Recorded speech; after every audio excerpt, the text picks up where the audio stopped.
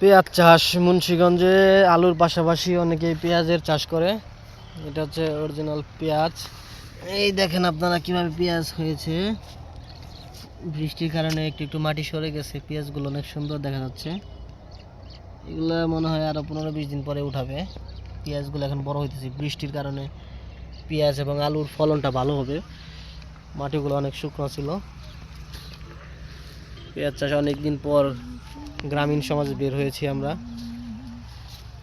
সাথে আমাদের জামান ভাই প্রকৃতিপ্রেমী একজন মানুষ, সে চাকরি করে, পাশাপাশি তার কৃষিকাজ করার খুব আগ্রহ। চাকরি রিটায়ারমেন্ট করে উনি গ্রামে গিয়ে গাভী পালন করবে এবং পুকুরে মাছ চাষ করবে এবং কিছু সবজি চাষ করবে, যাতে সে একদম গ্রামের সতেজ খাবার খেতে পারে।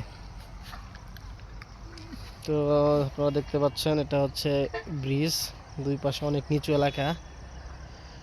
বৃষ্টির সময় এগুলা বৃষ্টির পানিতে তলিয়ে যাবে।